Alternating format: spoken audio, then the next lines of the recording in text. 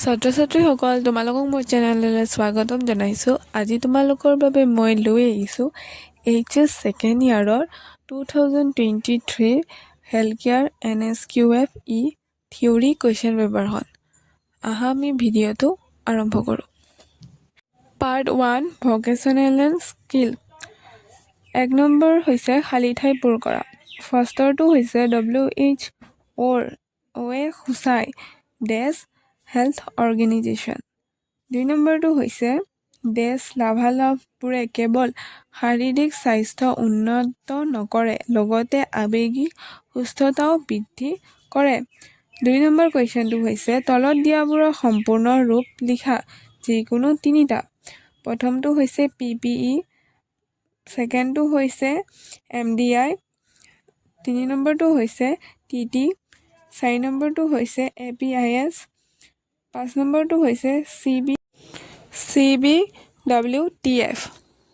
3 number কুৱেশ্যনটো হৈছে চমু উত্তৰ লিখা যিকোনো তিনিটা। 1 নম্বৰটো হৈছে ৰোগী এজন নামভৰ্তি বুলিলে কি বুজা? 2 নম্বৰটো হৈছে বীজাণু মুক্তকৰণ কি? 3 নম্বৰটো হৈছে ড্ৰাগ এডমিনিষ্ট্ৰেশ্যন, ঔষধ প্ৰশাসনৰ সংজ্ঞা দিয়া। 4 নম্বৰটো হৈছে টিকাকৰণ কি? 4 নম্বৰ কুৱেশ্যনটো হৈছে সক্ৰিয় আৰু নিষ্ক্ৰিয় ৰোগ প্ৰতিৰোধ ক্ষমতাৰ মাজত পাৰ্থক্য লিখা। 5 নম্বৰটো হৈছে ফিজিঅ'থেৰাপিৰ মৌলিক নীতিবোৰ কি কি? 6 নম্বৰটো হৈছে GDAৰ অপৰিহাৰ্য কৰ্তব্য আৰু দায়িত্বসমূহ কি কি? 7 নম্বৰটো হৈছে মেডিকেল ৰেকৰ্ড নথিভুক্ত কৰাৰ উদ্দেশ্যবোৰ লিখা। 8 নম্বৰটো হৈছে চমু টোকা লিখা। জৈৱ চিকিৎসা আৱৰ্জনাৰ বাবে মোনা পাত্ৰবোৰৰ ৰং আৰু প্ৰকাৰ। পাৰ্ট B হৈছে এমপ্লয়েবিলিটি স্কিল। 9 নম্বৰ কুৱেশ্যনটো হৈছে খালী ঠাই পূৰ কৰা। 1 নম্বৰ হ'ল কিবা এটালৈ আঙুলি দেখুওৱাটো ডেছৰ এটা উদাহৰণ। 2 নম্বৰটো হৈছে ডেছ ন্যূনতম বিনিয়োগেৰে আৰম্ভ কৰিব পাৰি।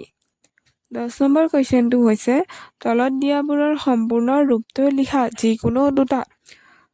প্ৰথমটো হৈছে RESPECT, 2 নম্বৰটো হৈছে ICT, 3 নম্বৰটো হৈছে KVK। 11 নম্বৰ কুৱেশ্যনটো হৈছে ব্যক্তিত্বৰ অৰ্থ ব্যাখ্যা কৰা। 12 নম্বৰ কুৱেশ্যনটো হৈছে উদ্যোগীৰ প্ৰকাৰসমূহ লিখা। 13 নম্বৰ কুৱেশ্যনটো হৈছে উৎপন্ন হোৱা আৱৰ্জনাৰ পৰিমাণ হ্ৰাস কৰিবলৈ কিছুমান উপায় তালিকাভুক্ত কৰা। ধন্যবাদ।